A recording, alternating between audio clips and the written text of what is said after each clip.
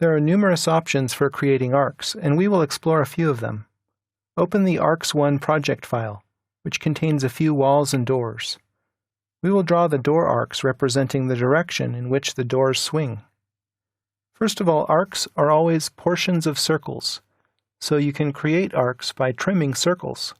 Or you can use the dedicated arc command, and we'll explore both methods. Go up to the circle flyout on the Draw panel and choose Center Radius. I'd like to create a circle which is centered at the hinge of this door, but instead of eyeballing it by clicking approximately where I think that should be, I should snap it precisely. This time, click on Object Snap on the status bar, and it will open the Object Snap tab of the Drafting Settings dialog box.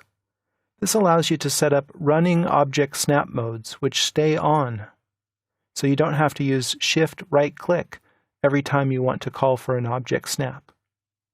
I'll select Endpoint and click OK. Now, I'll position the cursor over the hinge point of the door and click to specify the center point for the circle. Then I'll come up here and position the cursor right on the end of the door. I'll click a second time to specify the radius of the circle. Next, click the Trim command on the Modify panel. On the command line it says Select Objects or Select All. The first part of the Trim command requires that you choose which objects will be cutting edges, and in this case, I'll just press Enter to select the default option, Select All. So all the objects can act as cutting edges. Now I'll click this portion of the circle to trim it away. We're left with an arc. I'll press Enter to complete the command.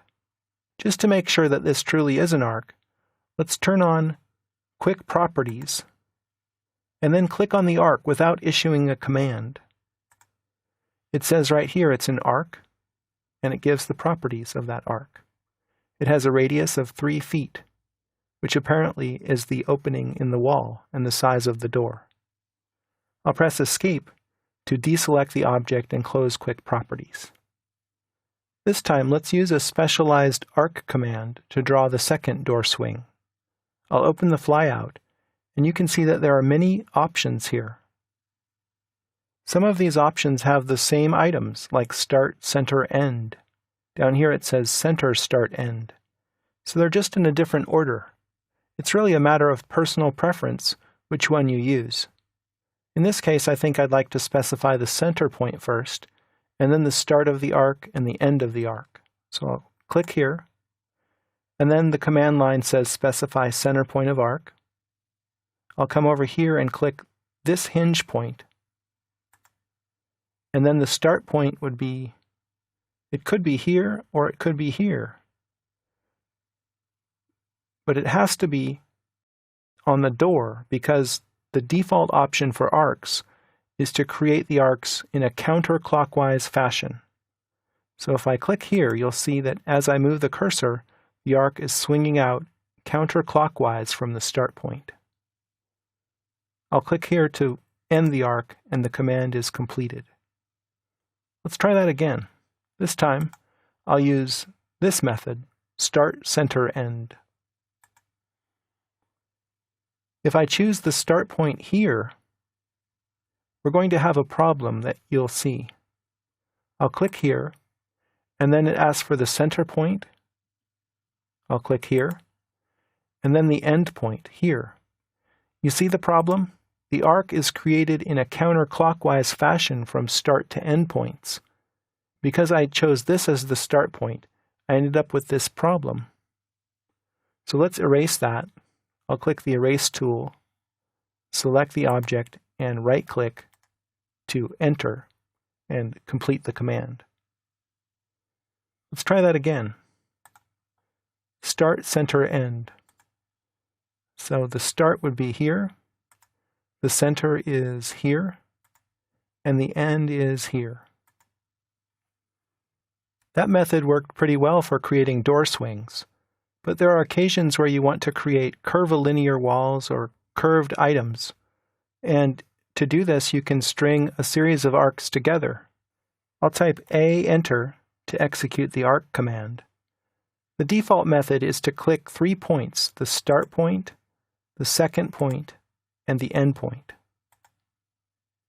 If you press Enter and repeat the arc command, and then press Enter again, the arc will continue on from the last one, and the second arc will be tangent to the first, so that there's a nice curvature where the arcs meet. I'll press Enter to repeat arc, Enter again to continue, and in this way I can create a nice curvilinear form without any discontinuities or kinks between the arcs. You can edit arcs by clicking on them without issuing a command, and I'll turn off quick properties to get it out of the way. The grips are these blue squares, and they represent the key points of the arc, the start, midpoint, and end of the arc, and the center point. I'll hover the cursor over this grip and I see a little menu that appears. This is called a multifunctional grip. It says stretch or radius.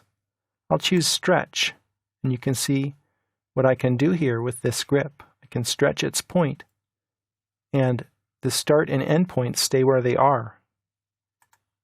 But the center moves, because remember, arcs are always portions of circles, so if you change the curvature, it makes sense that the center point would move. You can alternatively change the radius of an arc, and that makes a concentric portion of a circle. You can also stretch or lengthen an arc by selecting one of its endpoints. And in this way, you can reshape arcs very easily. You now have some practical experience creating arcs and are aware of their creation options.